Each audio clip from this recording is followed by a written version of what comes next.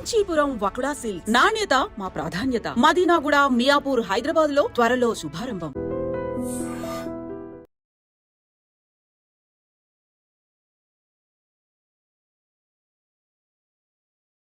నమస్తే, welcome to I dream inside politics with Kavitha. Telangana రాష్ట్ర ప్రభుత్వం అత్యంత ప్రతిష్టాత్మకంగా చేపట్టినటువంటి కుల గణన తర్వాత బీసీల లెక్క తేలింది. ఆ తర్వాతే బీసీలకు సంబంధించి నినాదాలు బలంగా వినిపిస్తున్నాయి. బీసీలకు సంబంధించి రాజకీయ పార్టీ రాబోతుంది అనేటువంటి ఊహాగానాల తర్వాత సడన్గా టీపీసీసీ చీఫ్ తెలంగాణలో భవిష్యత్తులో రాబోయే ముఖ్యమంత్రి బీసీఏ అవుతాడు అనేటువంటి ఒక మాట చెప్పిన తర్వాత అనివార్యమైనటువంటి పరిస్థితి అన్ని పార్టీలకి కలిగిందా? బీసీల మీదే ఫోకస్ పెట్టాల్సినటువంటి అవసరం ఏర్పడిందా? ఎట్ ద సేమ్ టైం బీసీలకి సంబంధించి లెక్క తేలిందా లేదా? మనతో పాటుగా ఉన్నారు కాంగ్రెస్ సీనియర్ లీడర్ ఇందిరా శోభన్ గారు. నమస్కారం అండి ఇందిరా గారు, ఎలా ఉన్నారు? సడన్గా బీసీలకు సంబంధించి కుల గణన తర్వాత లెక్కల్లో చాలా తేడాలు వచ్చాయి. ఆల్మోస్ట్ 20 నుంచి 25 లక్షల మంది మాయమైపోయారు. ఎక్కడ వెళ్ళిపోయారు తెలియదు అనుకున్నప్పుడు బీసీలకు సంబంధించి సరికొత్త పార్టీ వస్తుందని, ఆ తర్వాత వివాదాలు, ఆరోపణలు ఇవన్నీ చూసిన తర్వాత ఇప్పుడు బీసీ ముఖ్యమంత్రి కాబోతున్నారు. భవిష్యత్తులో ఖచ్చితంగా కాంగ్రెస్ పార్టీయే చేస్తుంది. ఏమనిపిస్తుంది మీ చీఫ్ చెప్పిన తర్వాత? కులగణనకి రాహుల్ గాంధీ గారు కట్టుబడి ఉన్నారు. దాని నేపథ్యంలోనే ఆయన తీసుకున్న సంకల్పం తెలంగాణ రాష్ట్రంలో రేవంత్ అన్న మొదలుపెట్టారు. రేవంత్ అన్న చాలా క్లియర్ ఒక మాట చెప్పారు, నాకు ఈ ముఖ్యమంత్రి పదవి ఉన్నా ఓడినా నాకు పెద్ద అది కాదు, ఇచ్చిన మాట కోసం నా నాయకుడు రాహుల్ గాంధీ చెప్పినటువంటి లైన్లో నేను నడుస్తాను, ఆయన ఇచ్చింది నేను చేస్తాను కూడా అని కూడా చెప్పడం జరిగింది.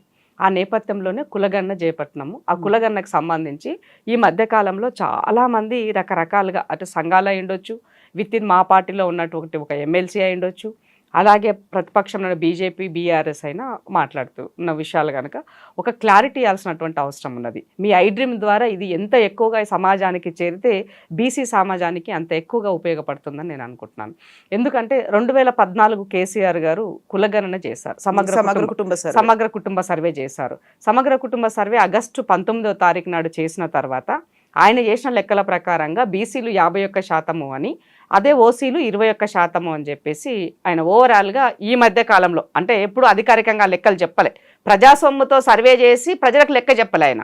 కానీ ఆయన అవసరాల కోసం, ఆయన రాజకీయ అవసరాల కోసం ఆ లెక్కలు వాడుకున్నారు. ఇవాళ ఎప్పుడైతే కాంగ్రెస్ కులగణన చేసిందో ఆ కులగణన లెక్కలని టార్గెట్ చేస్తూ ఇవాళ ఇది తప్పు మీరు చేసిందని చెప్పే నేపథ్యంలో సోదరి కవిత గారైనా, ఇప్పుడు మాట్లాడుతున్న వాళ్ళు సోకాల్డ్ పీపుల్కి అందరైనా కూడా వాళ్ళు నిజం తెలుసుకోవాల్సిన అవసరం ఉన్నది. ఇవాళ సంపినోడే సంతాపం తెలిపినట్టుగా వీళ్ళందరి ముచ్చట ఉందని చెప్పాల్సిన అవసరం ఉంది. ఎందుకు అనంటే 2014 సర్వే చేసినప్పుడు ఉన్నటువంటి కులాలు, కొన్ని బీసీ కులాలు దాదాపు 26 కులాలని ఆ సర్వే తర్వాత 2015 మేబీ రైట్ ఆర్ రాంగ్ కొంచెం అటు ఇటుగా అయి ఉండొచ్చు. సో 26 కులాలు బీసీ కులాలను, అంటే దాదాపుగా 25-26 లక్షల పాపులేషన్ ఉన్నటువంటి కులాల సంఖ్య లెక్కలో లేకుండా పోయింది. ఏం చేశారు? ఎందుకు? సర్వే చేసినప్పుడు ఈ లెక్కలు ఉన్నాయి, ఈ కులాలు సర్వేలో ఉన్నాయి 26 కులాలు. సర్వే అయిపోయిన తర్వాత ఈ కులాలను బీసీ నుంచి తీసేశారు. బీసీ కులం నుంచి తీసేసినప్పుడు మరి నువ్వు 51% నా సంఖ్య అని తేల్చినప్పుడు మరి సంఖ్య ఇవాళ ఉండాలి కదా మరి. అంటే ఈ 26 కులాలకు సంబంధించినటువంటి మీరు వాళ్ళని తీసివేయడం ద్వారా ఇవాళ బీసీ సంఖ్య వచ్చినటువంటి దాంట్లో ఇవాళ తేడాలు ఉన్నాయని మీరు చెప్తున్న దానికి ఇది గమనించాలని చెప్పేసి నేను ఈ సందర్భంగా గుర్తు చేస్తున్నా. వాళ్ళని తీసేసి బీసీల నుంచి తీసేశారంటే ఆటోమేటిక్ గా వాళ్ళు ఏమై ఉంటారు, ఓసీకి వెళ్ళిపోతారు కదా, జనరల్ కేటగిరీకి వెళ్ళిపోతారు. సో దాంట్లో శెట్టి బలిజ కమ్యూనిటీ అంటే జనరల్ గా తెలంగాణలో దాని గౌడ కమ్యూనిటీలో ఉపకులంగా ఉంటుంది. అది దానికి ఆ ఒక్క కమ్యూనిటీలోనే 7 లక్షల మంది ఉంటారు. నేను ఎందుకు ఇవన్నీ మాట్లాడుతున్నానంటే వీళ్ళ కోసము నేను ఆ రోజు నేను కేసీఆర్ ప్రభుత్వం పైన నేను పోరాటం చేసిన, మీరు ఎందుకు తొలగించారు, వీటిని అందులో యాడ్ చేయండి అని చెప్పేసి నేను ఆ రోజు అడిగినటువంటి దానిని.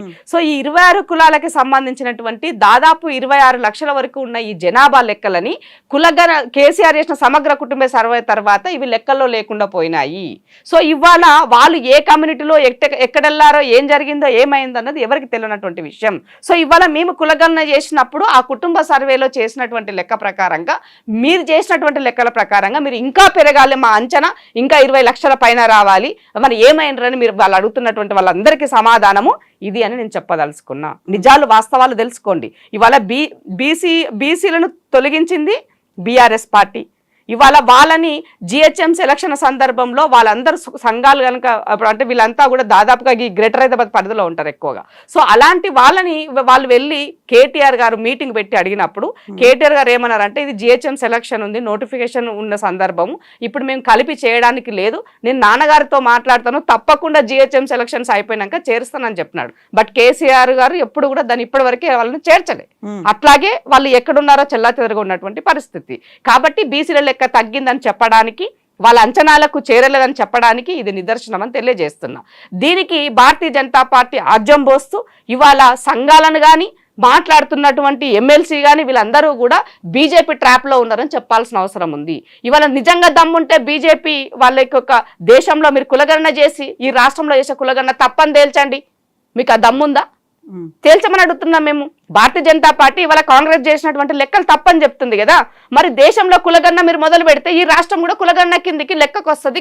మీ లెక్కలు మీ దగ్గర ఉంటాయి, మేము చేసిన లెక్కలు ఉంటాయి, ఇద్దరు లెక్కలు బట్టి సమాజం ముందు పెడదాం. ఎవరి లెక్క తప్పు ఎవరి లెక్క కరెక్ట్ తేలిపోతుంది కదా. నీ చిత్తశుద్ధి చాటుకో. ఇవాళ రేవంత్ రెడ్డి గారు మాట్లాడినటువంటి విషయము ఏం చెప్పినారు? ఈ కులగణన్ని మీరు చేయలేక సావదచ్చిన మాటలు మాట్లాడుతూ రాహుల్ గాంధీ గారి పైన పదే పదే మీరు ఆరోపణలు చేస్తారని చెప్పారు.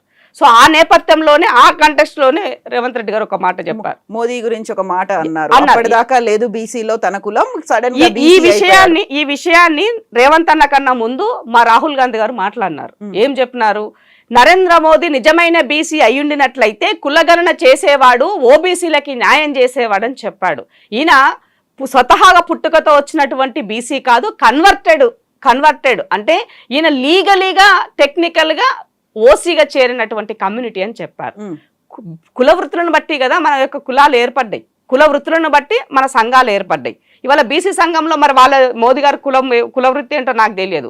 మేబీ సరే మీరు చేర్చుకున్నారు, అయిపోయింది. సో ఇవాళ మరి నిజంగా మరి నీ వర్గాలు ఇప్పుడు ఏ జాతి అయినా ఆ జాతి కోసం పనిచేయాలనుకుంటుంది. ఆ జాతి బిడ్డగా నీకు పవర్ వచ్చినప్పుడు నీ సంతకంతో అలా తలరాతలు మార్చే అవకాశం నీకు వచ్చినప్పుడు నువ్వు చేయాలి, చేస్తావు కూడా నిజమైన వాడివైతే. మరి నువ్వు చేయలేదు కాబట్టి ఆ లైన్లో రేవంత్ రెడ్డి గారు ఆ మాట చెప్పారు. నువ్వు నిజమైన బీసీవి అయినట్లయితే చేసుండేవాడివి, మరి నిజమైన బీసీవి కాదు, కన్వర్టెడ్ బీసీగా లీగల్గా నువ్వు ఓబీసీ అయినావు తప్ప అవసరమైనప్పుడు రాజకీయాల కోసం దాన్ని వాడుతున్నావు అన్న లైన్లోనే చెప్పారు తప్ప ఎక్కడా కూడా రేవంత్ రెడ్డి గారు ముఖ్యమంత్రిగా ఆయన కించపరచలేదు, ఆయన అవమానపరచలేదు. ఉన్న వాస్తవాలు మాత్రమే రేవంత్ రెడ్డి గారు చెప్పారు. ఇవాళ దాన్ని పూర్తిగా రాహుల్ గాంధీ గారి యొక్క క్యారెక్టర్ని, రాహుల్ గాంధీ గారి యొక్క కులము, రాహుల్ గాంధీ గారి యొక్క మతము ఆయన మీద పడి దుమ్మెత్తి పోస్తున్నారు. ఎందుకు? ఇవాళ ఈ దేశ పౌరుడిగా ఎవరు ఎక్కడైనా ఉండొచ్చు, ఎక్కడైనా బతకొచ్చు. ఇది నా కులం, ఇది నా మతం, ఇది నా వర్గం, ఇది నా వర్ణం అని చెప్పొచ్చు, చెప్పుకోకపోవచ్చు. ఇది నాకు రాజ్యాంగం ఇచ్చినటువంటి హక్కు. ఇవాళ రాజ్యాంగమే చెప్తుంది ఏమని? నో క్యాస్ట్ సర్టిఫికేట్ తీసుకోమని. నో క్యాస్ట్ సర్టిఫికేట్ తీసుకోమని చెప్తుంది. ఇంటర్ క్యాస్ట్ మ్యారేజ్ చేసుకుంటే అది నువ్వు భర్త క్యాస్ట్ అయినా భార్య క్యాస్ట్ అయినా ఎవరి క్యాస్ట్ అయినా నువ్వు తీసుకోవచ్చు అని చెప్తుంది. మరి అలాంటప్పుడు ఇవాళ రాహుల్ గాంధీ గారిని ఎందుకు టార్గెట్ చేస్తున్నారు మీరు? ఇవాళ మన ఫర్ ఎగ్జాంపుల్ తీసుకుంటే కేరళలో 80% నో క్యాస్ట్ సర్టిఫికేట్ మీద ఉన్న పాపులేషన్ ఉంది కేరళలో. మరి నో క్యాస్ట్ సర్టిఫికేట్ ఇవాళ ఒక మతతత్వంతో రాజకీయం చేసేటువంటి భారతీయ జనతా పార్టీ రాహుల్ గాంధీ గారి మతం కులం గురించి టార్గెట్ చేస్తుందంటే వాళ్ళ రాజకీయాలు ఏ స్థాయికి దిగజారిపోయాయో మీరు అర్థం చేసుకోవాల్సిన అవసరం ఉంది. Who is Rahul Gandhi? తెలియదా మీకు రాహుల్ గాంధీ ఎవరనేది? ఇవాళ ఈ దేశానికి ప్రాణాలు అర్పించినటువంటి నెహ్రూ మునిమనుమడు, ఇవాళ ఒక ఉగ్రవాదుల చేత హతమైనటువంటి రాజీవ్ గాంధీ, ఇవాళ ఇందిరాగాంధీ, రాజీవ్ గాంధీ కొడుకు ఇందిరాగాంధీ మనవడు. ఇది తెలియదా? ఇవాళ వీళ్ళ యొక్క చరిత్ర లేకుండా నెహ్రూ కుటుంబం కానీ, గాంధీ కుటుంబం కానీ, ఇందిరాగాంధీ కుటుంబం కానీ ఇవాళ వీళ్ళ పేరు లేకుండా ఈ దేశ చరిత్ర ఉన్నదా? లేదు కదా. ఈ దేశ చరిత్రలో ఉన్న వాళ్ళ పేర్లు చెప్పాలంటే మీకు ఎందుకు అంత ఇబ్బందికరమైనటువంటి పరిస్థితి ఏర్పడుతున్నది? చరిత్రను ఎందుకు వక్రీకరిస్తున్నారు? కాకపోతే స్టార్ట్ చేసిందే కాంగ్రెస్ పార్టీ కాబట్టి దానికి కొనసాగింపుగా మేము ఏం చెప్పినాము మేము అడిగింది ఏంటి? సో ఆయన ఒరిజినల్ బీసీ అయితే ఓబీసీ జనగణన చేసేదని మాట్లాడినారు. అది తప్పెట్లా అవుతుంది అని అడుగుతున్నాం మేము. దాన్ని మేము లేనిది చెప్పలేదు కదా. మీలాగా ఫిరోజ్ ఖాన్ గాంధీ ఎట్లయింది అని మేము మాట్లాడతలేం కదా. మీరు ఫిరోజ్ ఖాన్ గాంధీ ఎట్లయిందో మీకు తెలియదా? చరిత్ర తెలియకుండా ఇవాళ రాజకీయాలు చేస్తున్నారా ఈ దేశంలోనే అడుగుతున్నాను మిమ్మల్ని నేను. ఫిరోజ్ ఖాన్ని ఆ రోజు నెహ్రూ ఇందిరాగాంధీ పెళ్లికి ఒప్పుకోకపోతే ఫిరోజ్ ఖాన్ని గారు మహాత్మా గాంధీ దత్తత తీసుకున్నాడు, దానివల్ల ఆయన గాంధీ అయినాడు. ఆ తర్వాత ఇందిరాగాంధీ పెళ్లి చేసుకుంది. చరిత్రలో కుట్టి ఇక్కడ దాకా వచ్చినారని అడుగుతున్నా మీకు. సో ఈ దేశ చరిత్రలో చరిత్ర లేనివాడు, చరిత్ర లేనటువంటి భారతీయ జనతా పార్టీ, వాళ్ళ ఈ చరిత్ర పేజీల్లో వాళ్ళకంటూ ఒక పేజీ లేనటువంటి భారతీయ జనతా పార్టీ చరిత్ర ఉన్న గాంధీ కుటుంబం యొక్క పేజీ చింపాలని అనుకుంటున్నారని చెప్పాల్సిన అవసరం ఏర్పడుతుంది వాళ్ళ. సో ఇంతేనా ఈ మాటలన్నిటికీ చెక్ పెట్టడానికైనా తెలంగాణలో భవిష్యత్తులో బీసీ సీఎం అవుతాడని ముందుగానే కాంగ్రెస్ పార్టీ అనౌన్స్ చేసింది. 100% ఇప్పుడు అవకాశాలు వచ్చినప్పుడు 100% నెక్స్ట్ ఆల్టర్నేటివ్ బీసీ అన్నది ఈ సమాజానికి తెలుసు. ఈ రాష్ట్రమే కాదండి, దేశ రాజకీయాలే ఓబీసీల పైన డిపెండ్ అయినాయి. ఇది మనం గమనించాల్సినటువంటి విషయం. ఈ మాట ముందే ఎందుకు అనౌన్స్ చేయలేదు? ఇప్పుడే బీసీలకు సంబంధించి మనం ఒప్పుకున్నా ఒప్పుకోకపోయినా అగ్రవర్ణాల చేతిలో పార్టీలు ఉన్నాయి. ఆ పార్టీలు ఉన్న సందర్భాలలో కొన్ని అవకాశాలు కింది వర్గాలకి వచ్చినప్పటికీ కూడా కొన్ని సందర్భాలలో అవి వాళ్ళ దగ్గరికి రాకుండా ఉన్నటువంటి రోజులు కూడా మనం చూస్తున్నాం. సో అల్టిమేట్గా రాజకీయాలలో గెలుపు అన్నదే పరమవధిగా చూస్తారు. బట్ కాంగ్రెస్ పార్టీ లైన్లో ఒక సెక్యులర్ పార్టీగా ఉన్నప్పుడు ఇవాళ 70 సంవత్సరాల తర్వాత రాహుల్ గాంధీ గారు ఇవాళ ఆయన నాయకత్వంలో 100% ఓబీసీలకి న్యాయం జరగాలి అని ఈ జనరేషన్లో ఆయన ఆలోచించారు. ఆయన ఆలోచించినటువంటి దానికి ఇవాళ రేవంత్ రెడ్డి గారు దానికి ఒక అడుగు ముందుకేసి పనిచేస్తున్నారు. సో ఇట్లాంటప్పుడు దేశ రాజకీయాల్లో నా లెక్కదేలినప్పుడు నా వాటా నాకు వస్తుంది. సో ఇవాళ ఓబీసీలకి సంబంధించినటువంటి బీసీల యొక్క శాతము 60%కి దగ్గరలో ఉన్నప్పుడు ఆటోమేటిక్గా మేమెంతో మా వాటా అంత అన్నదానికి మనం మూవ్ ఆన్ అవుతున్నాం. సో దాంట్లోని భాగంగానే ఇవాళ రేపు రాహుల్ గాంధీ గారు లెక్కదేలిన తర్వాత 100% ఈ రాష్ట్రానికి బీసీ ముఖ్యమంత్రి కావాల్సినటువంటి అవసరం ఉన్నది, అలా జనాభా ఎక్కువ ఉన్నదని ఇచ్చినప్పుడు తప్పకుండా ఇక్కడ పార్టీ లైన్లో ఎవరున్నా కూడా దాన్ని ఆమోదిస్తారు. సో ఇవాళ రేవంత్ అన్న అదే కదా చెప్పింది. రేవంత్ అన్న చెప్పింది నా నాయకుడు ఏం చెప్తే నేను అది ఫాలో అవుతానని చెప్పినారు. ఇవాళ ఆఫ్ ఇక్కడ కూడా అదే మాట చెప్తారు. సో రేపు కూడా అదే చెప్తారు. కాకపోతే అందుకనే నిన్న పిసిసి మహేష్ అన్న కూడా అదే మాట చెప్తున్నారు. ఇవాళ భారతీయ జనతా పార్టీలో బీసీ ముఖ్యమంత్రి అయ్యే పరిస్థితి ఉందా లేదా నేను గ్యారంటీగా చెప్పలేను. ఎందుకంటే అది బనియా పార్టీ, వాళ్ళు ఏం చెప్తే ఆర్ఎస్ఎస్ సిద్ధాంతాలతో ఎవరైతే ఉంటారో వాళ్ళకు మాత్రమే చివరిగా పదవి అందుతుంది. ఇవాళ కాంగ్రెస్ పార్టీలో మేము ఒక ఎస్సీని పార్టీ ప్రెసిడెంట్ చేసిన ఘనత ఉన్నది, ఒక బీసీని ప్రెసిడెంట్ చేసుకున్నటువంటి ఘనత మాకున్నది. ఇవాళ రాబోయే రోజులు అవసరమైతే బీసీ సీఎంను కూడా ఇచ్చేటువంటి పార్టీ కాంగ్రెస్ పార్టీ అవుతుంది. అదే కేసీఆర్ ఇవ్వగలుగుతాడా? పార్టీ ప్రెసిడెంట్ ఇవ్వగలుగుతాడా? పోనీ వర్కింగ్ ప్రెసిడెంట్ అని ఇవ్వగలుగుతాడా? ముఖ్యమంత్రిని చేయగలుగుతాడా? పోనీ డిప్యూటీ సీఎం చేయగలుగుతాడా? ఒక దళితుని డిప్యూటీ సీఎం చేసి అవమానించి తొలగించినటువంటి చరిత్ర కేసీఆర్ది. దళితుని సీఎం చేస్తా అని చెప్పేసి ఆయన దళితుడై కూర్చున్న చరిత్ర కేసీఆర్ది. మరి ఇంకా ఈ రాష్ట్రంలో క్రెడిబిలిటీ ఉన్నటువంటి వాళ్ళు ఎవరున్నారు చెప్పండి? ఆల్టర్నేట్ కాంగ్రెసే కదా. చెప్పిన మాటకి చేయాలనుకుంటుంది, నిలబడుతుంది దానికోసం. ఎన్ని కష్టాలు వచ్చినా తను పురుటు నొప్పులు పడుతూ ఈ భరత భూమి పట్ల, ఈ భారత ప్రజల పట్ల తనకున్నటువంటి నమ్మకాన్ని, విశ్వాసాన్ని కోల్పోకుండా ఎన్నిసార్లైనా కూడా ఏమంటే చస్తూ బతుకుతూ ఇవాళ ఈ సమాజాన్ని బతికించడంలో కాంగ్రెస్ పాత్ర పోషిస్తుంది. ఇవాళ ఈ తెలంగాణ ఏర్పడడంలో ముఖ్య భూమిక పోషించినటువంటి దాంట్లో పక్క రాష్ట్రం ఆంధ్రప్రదేశ్లో పార్టీ చచ్చిపోయినప్పటికీ కూడా ఇచ్చిన మాట కోసం సోనియా గాంధీ నిలబడి తెలంగాణ ఇచ్చింది. దట్ ఈస్ కాంగ్రెస్ పార్టీ అండి. ఇప్పుడు బీజేపీ గురించి అన్నారు. బీజేపీ ముఖ్యమంత్రిని చేయకపోవచ్చు, అధ్యక్షుడిని చేసే ఆలోచనలో ఉందని 2-3 బీసీ పేర్లే వినిపిస్తున్నాయి. ఇక్కడ బీసీ నిజంగానే వాళ్ళు అలా చేయాలి అని అనుకుంటే మనకు అన్నం ఉడికిందని మొత్తము పట్టి చూడాల్సిన అవసరం లేదు. మొన్న ఎలక్షన్ 2023 ఎలక్షన్లకి ముందు బండి సంజయ్ పార్టీ ప్రెసిడెంట్ ఉన్నాడు. సరే తొండికో మండికో భారతీయ జనతా పార్టీ ఈ రాష్ట్రంలో కార్యకర్తలు కాస్త ఉత్సవపరుస్తూ ఆ మతతత్వ పిచ్చిలో మాట్లాడుతూ బండి సంజయ్ అయితే కొంత ఆ పార్టీకి చేసినాడు కదా పని. మరి అట్లాంటి బండి సంజయ్ ఎలక్షన్ల ముందు ఎందుకు తీసేసినారు? ఓసీని ఎందుకు పట్టుకొచ్చినారు? కిషన్ రెడ్డి ఎందుకు వచ్చినాడు? దీన్ని బట్టి అర్థమైంది కదా మీకు ఈ బీసీల పట్ల మీకు ఎంత చిత్తశుద్ధి ఉందన్నది. బండి సంజయ్ని ఈ రాష్ట్రంలో ఆయనని పిసిసి పార్టీ ప్రెసిడెంట్గా తీసేసి కిషన్ రెడ్డి గారిని పార్టీ ప్రెసిడెంట్గా పెట్టినప్పుడే బీసీల పట్ల మీకున్న చిత్తశుద్ధి ఏందో అర్థమైంది. బీసీలంటే కేవలం మీరు మీ రాజకీయ అవకాశాల కోసం వాడుకునేటువంటి ఒక చిన్న ఏమంటారు పరకలాగా ఉపయోగించుకుంటారు తప్ప మీరు ఎప్పుడు కూడా బీసీలకు చేయరు. ఇవాళ ఇప్పుడు వాళ్ళ నేషనల్ ప్రెసిడెంట్ బీసీని చేయమనండి. భారతీయ జనతా పార్టీకి ఇంత చిత్తశుద్ధి ఉంటే నడ్డా గారిని తీసేసి బీసీని ఒక ఓబీసీని ఏమని చెప్పండి. ఇప్పుడు బీసీ కాంగ్రెస్ పార్టీ కూడా సడన్ గా బీసీ నినాదం వెతుకుంది. అలాగే వీళ్ళు కూడా రియలైజ్ అయ్యి ఉంటారు కదా బీజేపీ కూడా. ఇప్పుడు ఎప్పుడు రియలైజ్ మరి ఇంకా మీరు ఏం చేయలేదు కదా ఇప్పటి వరకు కూడా. ఈ రాష్ట్రంలో మీరు ఏమన్నా చేస్తే ఇప్పుడు నేను అంతెందుకు సోదరి ఒక్కటే మాట చెప్తా మీకు. ఈ దేశంలో 60% ఓబీసీ పాపులేషన్ ఉందని మీరు మాట్లాడుతారు కదా. మరి 60% ఉన్నటువంటి మాకు మాకంటూ ఒక మంత్రిత్వ శాఖను ఎందుకు ఏర్పాటు చేయలేకపోతున్నారు మీరు కేంద్రంలో? అది పెద్ద పనేం కాదు కదా మంత్రిత్వ శాఖ ఏర్పాటు చేయడం అనేది. సో ఓబీసీలకి సంబంధించిన సమస్యలు పరిష్కారం కావాలి అంటే దానికి ఒక సపరేట్ శాఖ ఉండాల్సిన అవసరం ఉంది. బీజేపీ ఓబీసీ మోర్చా అనేది ఒకటి పెట్టుకుంది, అది దానికి పార్టీ లైన్. లక్ష్మణ్ గారు ఉన్నారు కదా జాతీయ అధ్యక్షుడిగా. ఇప్పుడు లక్ష్మణ్ అన్న దేనికి ఉన్నాడు జాతీయ అధ్యక్షుడిగా? ఓబీసీ మోర్చా నేషనల్ ప్రెసిడెంట్ గా మాత్రమే అన్నున్నాడు. కానీ నేను ఆ ఒక పార్టీలో నీకు అనుబంధ సంఘంగా ఉండడానికి పనికొచ్చింది. కానీ దేశ రాజకీయాలను పాలించి అంటే ఎక్కడైతే చట్టాలు చేయబడతాయో, ఎక్కడైతే మా బతుకులు మార్చబడతాయో, ఎక్కడైతే ఏ కళానికి ఉపయోగం ఉంటుందో ఆ కలం ఇచ్చేటువంటి దగ్గరలో నా శాఖ ఎందుకు లేదని అడుగుతున్నా. పోనీ ఇవ్వండి. ఇప్పుడు రాజ్యసభ మెంబర్ గా లక్ష్మణ్ ఉన్నాడు కదా, లక్ష్మణ్కి ఇవ్వండి, ఓబీసీ మంత్రిత్వ శాఖ ఇవ్వండి, మేము యాక్సెప్ట్ చేస్తాం. అయితే ఇక్కడ కూడా తెలంగాణ అంటే టెక్నికల్ గా చేయాల్సిన దగ్గరలో భారతీయ జనతా పార్టీ చెయ్యదు. దాని అవసరం కోసం, దాని రాజకీయ అవకాశాల కోసం మాత్రమే అది నేను ఉన్నాను అన్నట్టుగా నటిస్తుంది భారతీయ జనతా పార్టీ తప్ప దానికి ఎక్కడ చిత్తశుద్ధి లేదన్నది సుస్పష్టం. తెలంగాణలో కూడా సడన్ గా ఇప్పుడు భవిష్యత్తులో బీసీఏ ముఖ్యమంత్రి అవుతాడు అని అనౌన్స్మెంట్ రావడం వెనకాల కూడా బీసీ కుల సంఘాల ఆగ్రహం ఉంది. వాళ్ళని కొంచెం సాటిస్ఫై చేయాలి, లేకపోతే తీన్మార్ మల్లన్న చాలా బోల్డ్ అండ్ స్ట్రాంగ్ క్వశ్చన్స్ అడుగుతున్నారు విత్ బోల్డ్ స్టేట్మెంట్స్. వీటన్నిటిని కొంచెం పాసిఫై చేయాలి అంటే ఒక ప్రకటన కాదంటారా?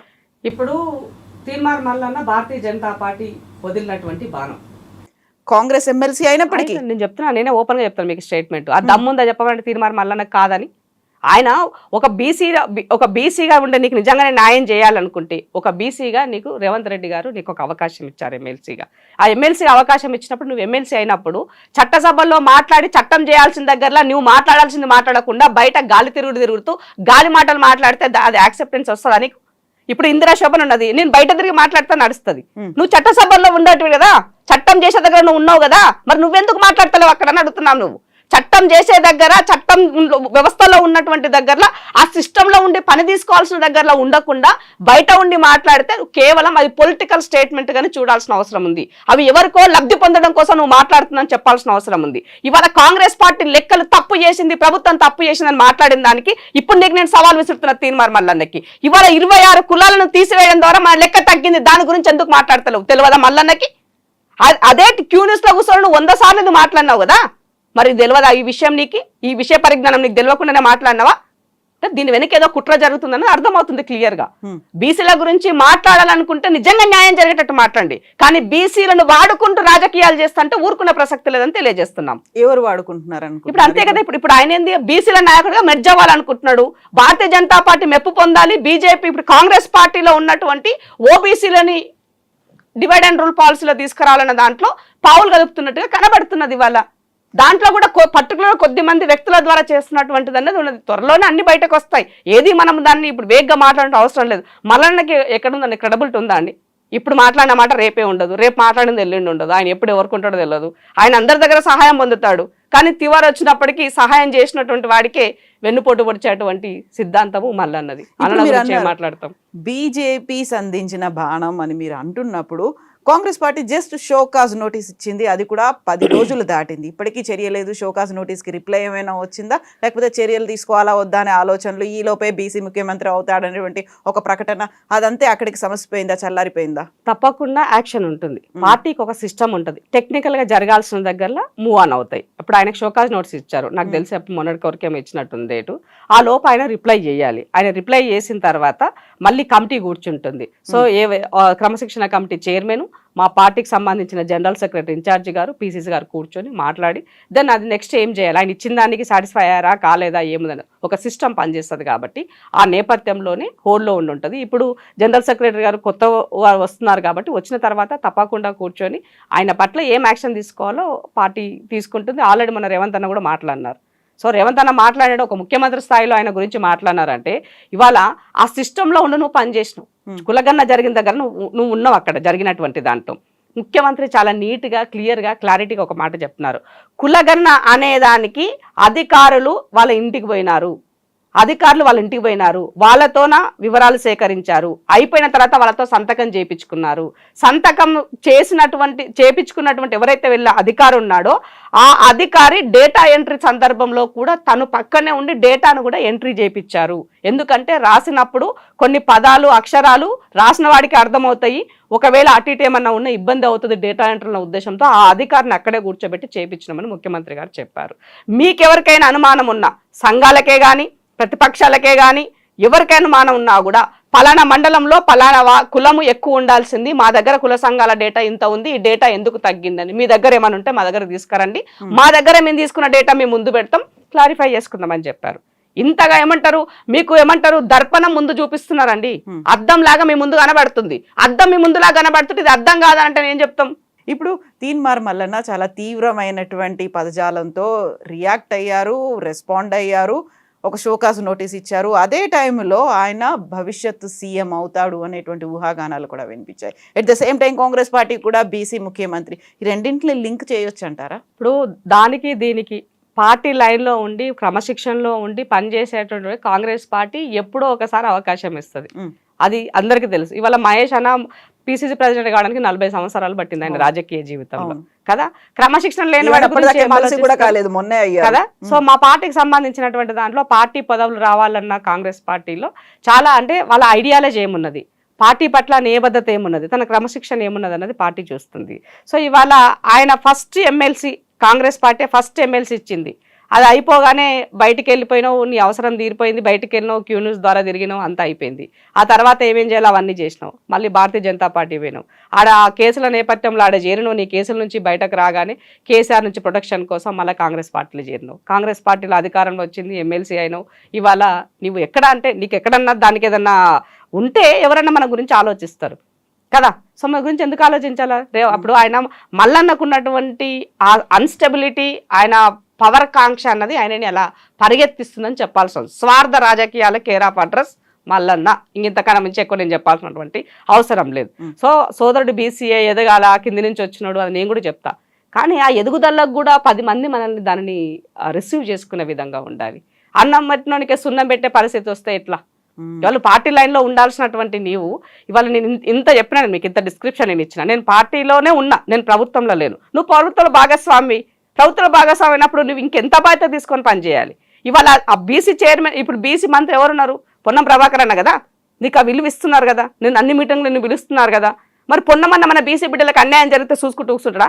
కూర్చోడు కదా, ఆ పార్టీలో ఉట్టి పెరిగినోడు కదా, ఎన్ఎస్సీ నుంచి ఉన్నాడు కదా. మరి అలాంటప్పుడు మరి నీవెందుకు ఇంతగానం అంటే నామంతా ఏమంటారు తురుమే లేడు, నేను నా లెక్క ఎవడు మాట్లాడాలి అనుకుంటే ఎట్లా? అందరూ మాట్లాడగలుగుతారు, అవకాశాలు రావాలి అంతే. అవకాశం వచ్చినప్పుడు వాళ్ళ టాలెంట్ ఏందో వాళ్ళు చూపిస్తారు. అట్లా అని చెప్పేసి అయిన దానికి కాని దానికి అందరి మీద మాట్లాడి ఎక్కడ ఏ భూములే ఉన్నాయి, ఎక్కడ ఏమున్నాయి, ఎవరిని బ్లాక్మెయిల్ చేయాలి, ఏది కబ్జా పెట్టుకోవాలి, ఎవరికి ఏం చేయాలి, ఇవన్నీ రాజకీయాలు. అట్లా చేయాలనుకుంటే ఈ సమాజం ఏం కావాలి? 10 మందికి ఏమో మనం శుద్ధులు చెప్తాం, మనం చేసేవన్నీ ఇలాంటి పనులు ఉంటాయి. అట్లా కదా ఎన్ని కేసులు, బోల్డ్ అని కేసులు వచ్చినాయి. ఆయన దగ్గర వ్యవస్థలో పనిచేసి వచ్చిన వాళ్ళు బయటకు వచ్చి మాట్లాడినారు, చాలా మాట్లాడున్నారు. ఇప్పుడు భవిష్యత్తులో బీసీ సీఎం అంటే ఈ దఫా అంతా రేవంత్ రెడ్డి కొనసాగుతారో, ఆ తర్వాత భవిష్యత్తు అంటే 5 ఏళ్ల కాలమే కాంగ్రెస్ పార్టీకి ఇవ్వడం ఎక్కువైపోయింది. ఏం నష్టపోయారో ప్రజలు తెలుసుకున్నారు. నెక్స్ట్ రాబోయేది ఖచ్చితంగా బీఆర్ఎస్, కేసీఆర్ఏ సీఎం అవుతారు అనేది, నేను గట్టిగా కొడితే ఎవరు నిలబడలేరు అనేటువంటి మాటతో పాటుగా కార్యవర్గ సమావేశాలు, మీటింగ్లు, భవిష్యత్ కార్యాచరణ ఇవన్నీ కూడా కేసీఆర్లో అంతర్మదనం కొనసాగుతుంది. ఎట్ ద సేమ్ టైం అక్కడ పార్టీ మీటింగ్లు, ఇంటర్నల్ మీటింగ్లో చర్చ జరుగుతోంది. ప్రజలు కూడా కేసీఆర్ఏ రావాలని కోరుకుంటున్నారు. కాబట్టి మీరన్నటువంటి ఈ బీసీ సీఎం జరగదు అనే మాట వస్తోంది, ఏమంటారు? బీసీ సీఎం అనేది 100% ఈ రాష్ట్రంలో రాబోయే రోజుల్లో చూస్తారు. మీరు ఇప్పుడు మనం మాటలు చెప్పడం కన్నా కూడా ప్రాక్టికల్ గా కాంగ్రెస్ నుంచి అవుతుంది. మిగతా పార్టీలు ఎవరికి కేసీఆర్ ఇస్తాడా? కేసీఆర్ చేస్తాడా? చేయడు కదా. భారతీయ జనతా పార్టీ చేస్తుందా? చేయదు కదా. 100% కాంగ్రెస్ చెప్పగలుగుతారు. ప్రజలు 14 నెలలకే విరక్తి వచ్చే పరిస్థితిలో ఉన్నారు అనుకుంటే ఎట్లా? కేసీఆర్ 10 సంవత్సరాలు పాలించి 10 సంవత్సరాల్లో రేవంత్ అన్న దెబ్బ కొడితే ఫామ్ హౌస్ కి పరిమితమై 14 నెలలు అయింది విలువలు ఆడుతున్నాడు బయటకు రావడానికి. అందుకనే కేసీఆర్ ఆయన దెబ్బకు ఉడదెబ్బ అన్ని దెబ్బలు కొట్టినాయి ఆయనకి, రేవంత్ అన్న దెబ్బకు. అది ఆయన అర్థం చేసుకోవాలా. ఇవాళ ఈ సమాజంలో ఒక ప్రతిపక్ష పాత్ర పోషించాల్సినటువంటి నీవు రాజకీయాల్లో పవర్ ఉన్నా లేకపోయినా కూడా మన బాధ్యత ఒక లెజిస్లేటివ్ మెంబర్గా ఉన్నప్పుడైనా నీ బాధ్యత నువ్వు నిర్వర్తించాలి. కానీ కేసీఆర్ ఎప్పుడూ కూడా పరిస్థితులు అనుకూలంగా ఉంటే నేను షేర్ ఖాన్ అంటాడు, ప్రతికూలంగా ఉన్నాయనుకో మూసుకొని వంతాడు. అది కేసీఆర్ నైజం. కాబట్టి మనం కేసీఆర్ ఈ మంత్ ఎండ్ లో కార్యవర్గ సమావేశాలు ఉన్నాయి, ఆ తర్వాత ఏప్రిల్లో టిఆర్ఎస్ పార్టీ ఆవిర్భావ సమావేశాలు, ఆ తర్వాత కార్యకర్తలు ఆందోళనలు ఇవన్నీ ఉన్నాయి. సంపాదించిన డబ్బు మస్తున్నది సోదరి, బోల్డ్ అంత డబ్బు ఉన్నది. అది ఏం చేయాలో అర్థమైతలేదు. దోచుకొని దాచుకున్న పైసలు అదేమున్నది, మీటింగ్లు పెట్టుకోవచ్చు, మంచి భోజనాలు పెట్టుకోవచ్చు, పంచభక్ష పరమాణాలు తినొచ్చు, మాట్లాడుకోవచ్చు, తిరగొచ్చు. ఇప్పుడు ఎక్కడైనా వాళ్ళు తిరిగిన చోట పబ్లిక్ నుంచి వాళ్ళకి రెస్పాన్స్ వస్తుందా? పోనీ వాళ్ళ పార్టీ కార్యకర్తలైన వాళ్ళతో తిరుగుతున్నారా? కొద్ది మంది మాత్రమే వాళ్ళతో ఇప్పుడు కాంగ్రెస్ పార్టీ అధికారంలో ఉన్నది. కాంగ్రెస్ పార్టీ అంటే ఇది ప్రజల ప్రభుత్వం అనుకుంటారు. చాలా ఎక్స్పెక్టేషన్స్ ఉన్నాయి ప్రజలకి. ఎందుకంటే కేసీఆర్ దగ్గర కన్నా ఏమి కేసీఆర్ కనీసము మమ్మల్ని పలకరించే పరిస్థితులు కూడా లేకుండా పోయినాడు. కానీ అదే కాంగ్రెస్ అయితే పబ్లిక్ తో మమేకమై తిరుగుతుంది అందరి. ఇవాళ కాంగ్రెస్ ఏం చేయలేదో చెప్పండి మీరు. ఈ 14 నెలల్లో తను చేయాల్సిన కేసీఆర్ రుణమాఫీ, రైతు రుణమాఫీ 10 సంవత్సరాల అధికారంలో ఉండి 26,000 కోట్లు కేసీఆర్ చేస్తే నేను 14 నెలల్లోనే 22,000 కోట్ల రూపాయలు నేను రుణమాఫీ చేసిన. ఒక్క సంవత్సరం నేను 22,000 చేసినా, నువ్వు 10 సంవత్సరాలు 27,000 కోట్లు చేసినావు. మరి నీకు నాకు తేడా లేదా? కనిపిస్తలేదా? 100% జెన్యూన్ డేటా అంటే మీరు కావాలంటే మీరు ఏ సైట్ లోనైనా మీరు వెతుక్కోవచ్చు. తీసుకున్నటువంటి దానికి 100% తీసుకున్న వాళ్ళు ఎవరు కూడా తీసుకున్నామని చెప్పరు. రానటువంటి వాళ్ళు టెక్నికల్ గా ప్రాబ్లం ఉన్నటువంటి వాళ్ళు అయ్యో మాకు రాలేదని బాగుంది. ఇవాళ రైతు బంధు పైసలు 3 ఎకరాల వరకు పడ్డాయి, మిగతా వాళ్ళు కూడా పడుతున్నాయి. ఇవాళ ఏమంటారు మన ట్రాన్స్పోర్ట్ కు రిలవెంట్ గా ఉన్నటువంటి మహిళలకు ఇచ్చేటువంటి ఉచిత బస్సు ద్వారా ఇవాళ ఆర్టీసీ లాభాల్లో వెళ్తున్నది. దాదాపు 3,470 కోట్ల రూపాయలు ఇవాళ ఆర్టీసీకి ప్రభుత్వం నుంచి వెళ్ళింది. అది కార్పొరేషన్ కదా, ప్రభుత్వం నుంచి వాళ్ళకి వెళ్తున్నటువంటి పరిస్థితి. మహిళలకి బెనిఫిట్ అవుతున్నది. ఇవాళ దీంట్లో సిలిండర్ ధరలు మనం ముందు కూడా మాట్లాడినాం. సిలిండర్ 500 రూపాయలతో అది వాళ్ళకి నా మహిళలకి ఆడబిడ్డలకి బెనిఫిటే కదా. ఇవాళ ఒక కరెంటు బిల్లు 200 యూనిట్లు అంటే దాదాపు 2,150 రూపాయలు ఒక ఇంటికి అది బెనిఫిట్ అవుతున్నది. మరి ఇవన్నీ కనబడతలేవా అని అడుగుతున్నాను నేను. మాకు చెప్పుకోనికి అసలేదు అంతే. కాంగ్రెస్ పార్టీ పని చేస్తుంది కదా. ఇప్పుడు వాళ్ళు ఏంటి, వాళ్ళ సోషల్ మీడియాలో అబద్ధాలు అతికినట్టు ప్రచారం చేస్తున్నారు. ఇవాళ మేము చేసినటువంటి నిజాలు వాస్తవాలు కూడా ఇంకా సమాజం వైపుకి ఇంకా ధీటుగా తీసుకెళ్ళలేకపోతున్నాం. నిన్న మా పీసీసీ గారు అదే చెప్పారు, మహేష్ అన్న. సో మన కార్యకర్తలే మనమే చాలు, వారియరే మన పెద్ద వారియర్ టీం అవుతుంది. మీరు గ్రౌండ్ లో క్షేత్రస్థాయిలో వెళ్ళండి, ప్రజలకి మనం చేసిన పనులు చెప్పండి. రానటువంటి వాళ్ళకి ఎందుకు రాలేదో టెక్నికల్ గా జరగాల్సినవి ఏమున్నాయో వాటి గురించి మీరు పర్యవేక్షణ చేయండి. మనం ప్రతిపక్షమైన పాలక పక్షమైన ప్రజలకు జవాబుదారిగా ఉండేటోళ్ళం మనం అని చెప్పారు ఆయన. సో కాబట్టి మనం ఆ లైన్ లో ముందుకెళ్లాల్సినటువంటి అవసరం ఉందని చెప్పారు. ఇవాళ రైతు కమిషన్ ఏర్పాటు చేసినాం, అగ్రికల్చర్ మన ఏమంటారు ఎడ్యుకేషన్ కమిషన్ ఏర్పాటు చేసినాం. ఈ కమిషన్లతో కాలయాపన చేయట్లా, వాళ్ళు కమిషన్లతోటి తిరుగుతున్నారు. ఎక్కడ ఏముంది, వ్యవస్థల లోపాలు ఏమున్నాయి ఎప్పటికప్పుడు ఇచ్చి సెటరైట్ చేసుకుంటున్నారు. ఇవాళ 10th క్లాస్ చదివే పిల్లలకు, స్కూల్కి వెళ్ళేటువంటి పిల్లలు ఎగ్జామ్స్ మూమెంట్, పిల్లలు స్ట్రెయిన్ అవ్వద్దు అని చెప్పి సాయంత్రం టైంలో వాళ్ళు స్కూల్లోనే ఉండి వాళ్ళకి స్టడీ అవర్స్ టైంలో వాళ్ళకి స్పెషల్గా ఫుడ్, మంచి డైట్, న్యూట్రిషన్ ఫుడ్ ఇస్తుంది వాళ్ళ గవర్నమెంట్ స్కూల్స్లో ఉన్నటువంటి పిల్లలకి. సో మార్పులు జరగలేదా? డైట్ ఛార్జెస్ 400% డైట్ ఛార్జీలు పెంచున్నాం. ఇవాళ వాళ్ళకి ఉన్నటువంటి మెన్యూ కాస్ట్ ఏదైతే ఉందో దాన్ని 40% పెంచున్నాం. సో మార్పు కనబడుతుంది. మార్పు లేనిది ఎక్కడ చెప్పండి? మార్పు కోసమే కదా కాంగ్రెస్ తెచ్చుకుంది. సో మార్పు ఎక్కడ కనబడాలి అని అంటే దాచుకొని దోచుకున్న దాంట్లో కనబడాలి. ఇవాళ అది కనబడతలేదు కాంగ్రెస్ పట్ల. కాబట్టి వాళ్ళందరూ పాపం బాధపడుతున్నారు, ఎవరు బీఆర్ఎస్ లో ఉన్నటువంటి నాయకులంతా. సో భవిష్యత్తులో కాంగ్రెస్ ఏ వస్తుంది 5 ఏళ్ల తర్వాత కూడా, అప్పుడు ఖచ్చితంగా మేము బీసీసీఎం ని చూడబోతున్నాం. 100% బీసీసీఎం ను కాంగ్రెస్ పార్టీయే చేస్తుంది, కాంగ్రెస్ పార్టీతోనే సాధ్యం అవుతుంది. సోదరుడు మల్లన్న కూడా నువ్వు నిజంగా బీసీ బిడ్డవైతే బీసీలకు లాభం జరగాలంటే జరిగిన వాస్తవాలని సమాజం చెప్పాల్సిన అవసరం ఉన్నది. వక్రీకరించకుండా దాంట్లో లేనటువంటివి ఉన్నట్టుగా ఊహించుకొని మనం చేయడం ద్వారా నష్టపోతాం. మన వర్గాలే నష్టపోతాయి. మీరు వాళ్ళు మాట్లాడడం వల్ల 10 మంది దాన్ని క్యారీ చేయడం వల్ల మనం నష్టపోతాం. వచ్చేది కూడా రాకుండా అడ్డుపడడానికి ఇవాళ బీసీ నిరోధకులుగా మీరు తయారవుతారని చెప్పాల్సిన అవసరం ఉంది. ఆయన మాట్లాడుతూ కూడా చెప్తాడు, రాహుల్ గాంధీ మా నాయకుడు చేయమంటుండు కానీ రేవంత్ రెడ్డి చేస్తలేడు, మంచోడు రేవంత్ రెడ్డి కానీ వెనక ఇంకొక ఆయన నుండి చేపిస్తుంది. ఏంటిది? చిన్నపిల్లలమా? డ్రామాలా ఏందమ్మన్నా? కాదు కదా. సో కాంగ్రెస్ ఇప్పుడు రేవంత్ రెడ్డి గారు ఏం చెప్తున్నారు? రాహుల్ గాంధీ గారి లైనే నా లైన్, ఆయన ఏం చెప్తే నేను అది తీసుకెళ్తా, నేను అది చేస్తానని చెప్తున్నారు. మరి అంత చెప్తూ మాట్లాడుతూ ఉన్నప్పుడు మరి మీరేం చెప్పదలుచుకున్నారు? నువ్వు చేసే తప్పులన్నీ చేస్తున్నావు, ఇక్కడ పార్టీని బ్లేమ్ చేస్తున్నావు, బద్నాం చేస్తున్నావు, ప్రభుత్వాన్ని బద్నాం చేస్తున్నావు, రాహుల్ గాంధీ నా నాయకుడు అంటున్నావు. ఇది ఎక్కడ లాజిక్? ఇది ఎక్కడ లాజిక్ అని అంటున్నాను. కాబట్టి అప్పుడప్పుడు మత స్థిమితం కోల్పోయే మాటలు మాట్లాడకుండా స్థిమితంగా ఉండి ప్రజలకి జవాబుదారితనంగా ఉంటూ ప్రభుత్వంలో ఉన్నటువంటి సంక్షేమ పథకాలను మన వర్గాలకు ఎట్లా చేరుతాయి, రేపు జరిగే రిజర్వేషన్లో ఇవాళ ఎన్నడైనా ఏ ప్రభుత్వమైనా ఆలోచించిందండి? ఒక ఎస్సీ వర్గీకరణ చేసి దానికి చట్టబద్ధ వైపుకెళ్ళింది, బీసీ వర్గీకరణ చేస్తూ బీసీలకి సంబంధించినటువంటి కులగణన చేసి దీన్ని చట్టబద్ధ కల్పించబోతుంది. నేను భారతీయ జనతా పార్టీని సవాల్ విసురుతున్నా. వాళ్ళకి దమ్ము ఉంటే తమిళనాడు తరహాలో, తమిళనాడులో జయలలిత 69%ని 2 నెలలు ఢిల్లీలో ఉండి పార్లమెంట్లో బిల్లు పెట్టించి ఆమె 9th షెడ్యూల్లో చేర్పించేసి ఇవాళ తమిళనాడు ప్రజలకి న్యాయం చేసింది. మరి మీకు ఆ దమ్మున్నదా? ఇవాళ మేము చట్టం పెట్టేసి చట్టం బీసీలకు సంబంధించినటువంటి చట్టం సమగ్రంగా చేసి మేము చట్టం రెజల్యూషన్ పాస్ చేసి మీకు పంపిస్తాం, మేము పార్లమెంట్కి పంపిస్తాం. ఈ రాష్ట్రంలో ఉన్నటువంటి బీజేపీకైనా ఇవాళ మీరు మాట్లాడుతున్నటువంటి ఒరిజినల్ బీసీ అని మీరు మాట్లాడుతున్నటువంటి నరేంద్ర మోదీ గారైనా ఇవాళ మీకు బిల్లు పెట్టే దమ్ముందా? పార్లమెంట్లో మమ్మల్ని 9th షెడ్యూల్లో చేసే దమ్ము మీకుందా అని అడుగుతున్నాను. మీకు దమ్ముంటే అది పెట్టి చూపండి, అప్పుడు బీసీల గురించి ఈ రాష్ట్రంలో మీరు మాట్లాడండి, నమ్ముతారు. ఇవాళ అదేది చేయకుండా మీరు పార్లమెంట్లో పెడితే మా రాహుల్ గాంధీ గారు సపోర్ట్ చేస్తారు, మిగతా బీసీ నాయకులు సపోర్ట్ చేస్తారు, మిగతా పార్టీలను కూడా ఒప్పించే బాధ్యత మా రాహుల్ గాంధీ గారు తీసుకుంటారు. మీకు దమ్మున్నదా బిల్లు పెట్టే దమ్ము? మీరు బిల్లు పెట్టండి, మీరు బిల్లు పెట్టి మీ చిత్తశుద్ధిని చాటుకోండి. నిజమైన ఓబీసీ అని నరేంద్ర మోదీ గారు ప్రూవ్ చేసుకోవాల్సిన సమయం ఆసన్నమైంది. తెలంగాణ రాష్ట్రంలో మొదలుపెట్టినటువంటి కులగణన అనేది దేశ రాజకీయాలను మార్చబోతుంది అన్నది సుస్పష్టం. అదే లైన్లో 9th షెడ్యూల్లో పెట్టి ఇవాళ రేపొచ్చే స్థానిక ఎన్నికల్లో 42% కాదు 46 ఇస్తారు కావాలనుకుంటే. మరి నువ్వు 9th షెడ్యూల్లో పెట్టి, నువ్వు 9th షెడ్యూల్లో పెట్టి ఇవాళ ఈబీసీకి సంబంధించిన 10% రిజర్వేషన్లు మీరు ఆల్రెడీ తీసుకున్నారు కదా. ఈబీసీల సంఖ్య ఎంత ఉందో ఈ దేశంలో అందరికీ తెలుసు. కానీ ఈసారి ఈడబ్ల్యూసీ రిజర్వేషన్లు ఎంత ఉందో అందరికీ తెలుసు. ఈడబ్ల్యూసీ రిజర్వేషన్లు లెక్క పక్క ఏం తెలుసకుండా మీరు 10% ఇచ్చేశారు. ఆల్రెడీ 50 స్లాబ్ దాటిపోయింది. ఈ 10 రావడం ద్వారా 60కి వచ్చేసాం అంటే అక్కడ స్లాబ్ ఎగిరిపోయినట్టే కదా. మరి అలాంటప్పుడు దాన్ని మీరు ఇప్పుడు ఎట్లా కొనసాగిస్తున్నారు? అన్ని రాష్ట్రాల్లో అమలు చేపిస్తున్నారు కదా. ఈడబ్ల్యూసీ అనేది ఏంటండి? ఎకనామికల్ వీక్గా ఉన్నటువంటి వాళ్ళకి ఇవ్వాలి. ఓన్లీ అగ్రవర్ణాల్లో ఉన్నటువంటి వీక్ కాదు, ఎవరైనా ఎకనామికల్గా వీక్ ఉన్నటువంటి వాళ్ళు. కానీ పెట్టిన బిల్లు కూడా క్లాజ్ ఏం పెట్టారు? ఓన్లీ అగ్రవర్ణాలకైనా మీరు పెట్టినారు. ఆ బిల్లు ఎవరు చేస్తున్నారు? భారతీయ జనతా పార్టీ చేసింది. భారతీయ జనతా పార్టీ ఎవరు? బనియా పార్టీ, అగ్రవర్ణాల పార్టీ. మరి మీరు చేసినారా పని? ఇవాళ అట్లాంటి తప్పులని మీకోసం మీరు చేసుకుంటే కరెక్ట్ అయింది. ఆ బిడ్డలకు ఇచ్చేటువంటి రిజర్వేషన్లు మేము తప్పు పడతలే, కింది వర్గాలకు రావాల్సినటువంటి అవసరం ఉంది.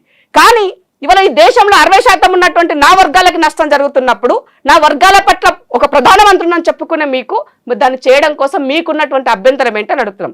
ఎవరు అడగాల్సిన అవసరం లేదు. అందరికన్నా ముందే మీరు ఇనిషియేట్ తీసుకొని నా వర్గ ప్రజలకి ఏం నష్టం జరుగుతుంది, ఏం కావాలన్నది మీరు తీసుకొని పెట్టాల్సింది, అది చేయాల్సిన అవసరం ఉంది. అందుకనే ఇవాళ చాలా క్లారిటీగా రేవంత్ అన్న ఒకటే మాట్లాడుతున్నాను. నేను చట్టం చేసి పంపిస్తా, ఆ చట్టాన్ని మీరు 9th షెడ్యూల్లో పెట్టే దమ్ము మీకున్నదా? పెట్టండి. పెట్టకపోతే ఎట్లా పెట్టరో చూస్తాం. అప్పుడు ఈ దేశ ప్రజల ముందు మీరు ఎట్లా దోషుల్లో తేలిపోతుంది. ఎస్, చూద్దాం భవిష్యత్తులో తెలంగాణలో కూడా ఏమవుతుంది, దేశవ్యాప్తంగా ఏం జరుగుతుంది అనేది. Thank you so much Indira garu. Thank you.